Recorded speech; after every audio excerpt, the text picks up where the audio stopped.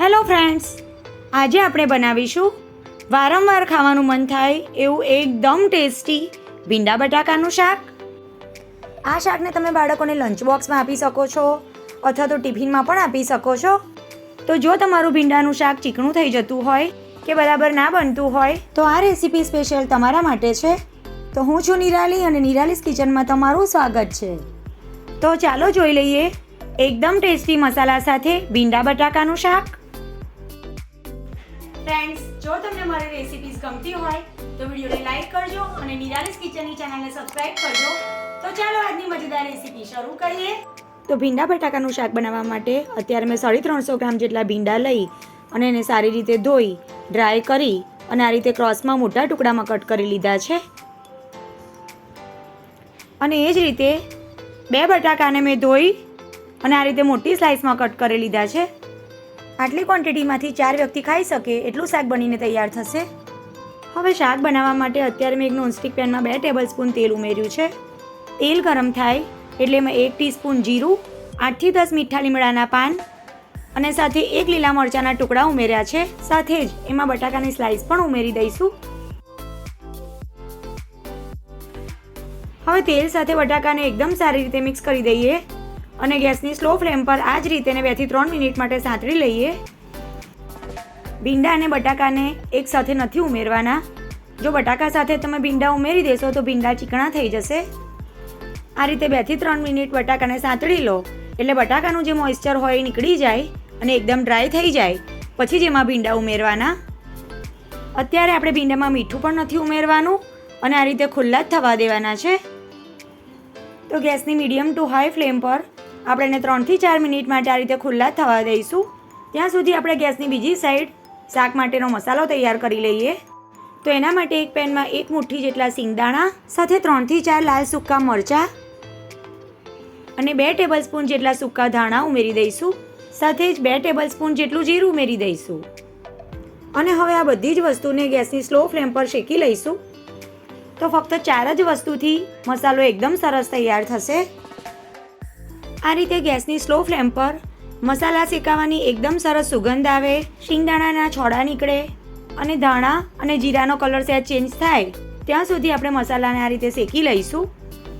તો મસાલા અત્યારે શેકાઈ ગયા છે તો ગેસને બંધ કરી દઈએ. હવે બીજી બાજુ ભીંડા પણ સારા એવા સંતળાઈ ગયા છે. જો હવે તમે એમાં મીઠું ઉમેરશો કે ઢાંકશો તો એ બિલકુલ ચીકણા નહીં થાય. તો ભીંડાના શાકમાં તમારે પહેલેથી મીઠું નહીં ઉમેરવાનું અને એને આ રીતે ખુલ્લું જ થવા દેવાનું. હવે આપણે એમાં 1/2 ટીસ્પૂન જેટલી હળદર ઉમેરી દઈશું. સાથે 1 ટેબલસ્પૂન જેટલા સફેદ તલ ઉમેરી દઈશું અને એકદમ સારી રીતે મિક્સ કરી દઈશું.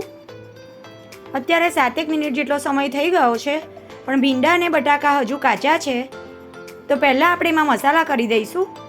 ત્યાર પછી આપણે એને 6 થી 7 મિનિટ ઢાંકીને થવા દઈશું એટલે બટાકા અને ભીંડા એકદમ સારી રીતે ચડી જશે. તો અત્યારે મેં 1 ટીસ્પૂન જેટલું લાલ કાશ્મીરી મરચું અને 1 ટીસ્પૂન જેટલું ધાણા જીરું પાવડર ઉમેરી બધી જ વસ્તુને સારી રીતે મિક્સ કરી લઈશું. હવે બધું સારી રીતે મિક્સ થઈ જાય એટલે એને ઢાંકીને 5 થી 6 મિનિટ માટે થવા દઈશું. હવે ત્યાં સુધી આપણે શેકીને ઠંડા કરેલા મસાલા ક્રશ કરી લઈએ. તો એના માટે બધા જ મસાલાને આપણે મિક્સર જારમાં ઉમેરી લઈએ અને એકદમ ફાઇન પાવડર નથી બનાવવાનો, આ રીતે સહેજ કરકરો પાવડર બનાવવાનો છે. હવે બીજી બાજુ 5 મિનિટ થઈ ગઈ છે ત્યારે ભીંડા બટાકાને આપણે ચેક કરી લઈએ.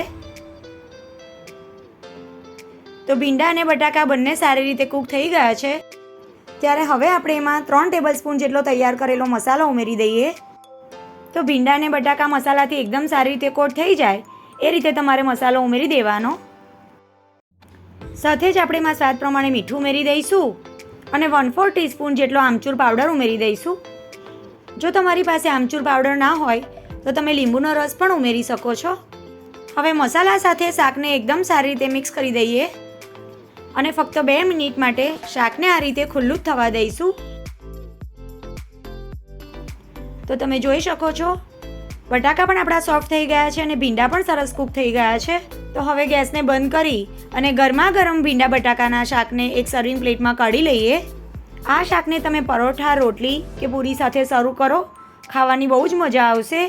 ખાસ કરીને બાળકોને તો ભીંડાનું શાક બહુ જ ભાવતું હોય છે. આ શાકને તમે ટિફિનમાં પણ આપી શકો છો. આ શાક સ્વાદમાં ખરેખર બહુ જ સરસ લાગે છે, તો જરૂરથી એકવાર ટ્રાય કરજો અને રેસીપી તમને કેવી લાગી એ મને કમેન્ટમાં જરૂરથી જણાવજો. ફ્રેન્ડ્સ, આટલી સરસ રેસીપી માટે એક લાઇક તો બને જ છે, તો વિડીયોને લાઇક કરજો અને તમારા ફ્રેન્ડ સાથે વધારેમાં વધારે શેર કરજો.